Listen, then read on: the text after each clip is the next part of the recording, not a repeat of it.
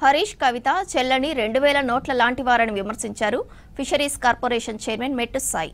వచ్చే ఎన్నికల్లో కేటీఆర్ ఎక్కడి నుంచి పోటీ చేసినా ఓడిపోతారని చెప్పారు. కేటీఆర్ ఓడిపోవాలని తెలంగాణ నిరుద్యోగుల తల్లిదండ్రులు కోరుకుంటున్నారని అన్నారు. బీఆర్ఎస్ 10 ఏళ్లు చేయలేని అభివృద్ధి కాంగ్రెస్ ప్రభుత్వం 18 నెలల్లో చేస్తే ఓర్వడం లేదన్నారు. అబద్దాలను నిజమని నమ్మించడంలో హరీష్ రావుకి ప్రత్యేక డిగ్రీ ఉందన్నారు. కవితకు కాంగ్రెస్ పార్టీ గురించి మాట్లాడే అర్హత లేదన్నారు మెట్టు సాయి. బీఆర్ఎస్ పార్టీ నుంచి బహిష్కృత నేత హరీష్ రావు.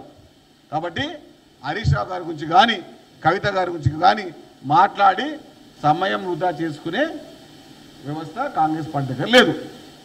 కాబట్టి వాళ్ళు ఇప్పుడు 2000 రూపాయల నోట్లు లాంటి వాళ్ళు చూడనికే బాగుంటారు, కానీ ఎక్కడ చెల్లరు. మొన్నటి వరకు అయితే డ్రామారావు గారు అయితే గత 10 ఏళ్ళు అయితే ఉద్యోగాలు ఇవ్వలే, నిరుద్యోగులను అయితే గోస పెట్టిర్రు. ప్రజాపాలన ప్రభుత్వంలో ఉద్యోగాలు ఇస్తే దానిపైన కూడా చిల్లర చేష్టలు, చిల్లర మాటలు, బట్ట కాల్చి మంది మీద చేసే రకం. డ్రామారావు గారు నిరుద్యోగుల ఉసురు గోస నీకు తగులుతుంది పక్క. వారి కుటుంబాల యొక్క కన్నీరులో నువ్వు మునిగిపోతావు, కొట్టుకొని పోతావు.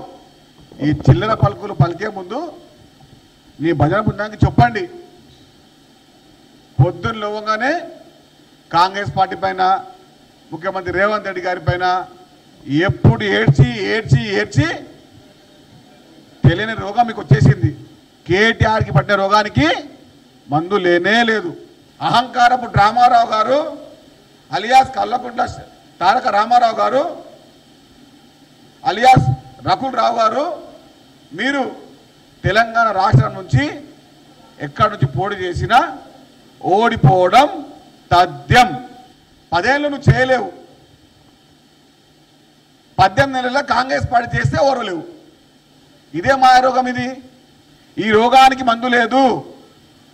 నివారణ ఒక్కటే మార్గం. నివారణ అంటే తెలంగాణ రాష్ట్రం నుంచి బీఆర్ఎస్ పార్టీని తరిమి కొట్టడమే.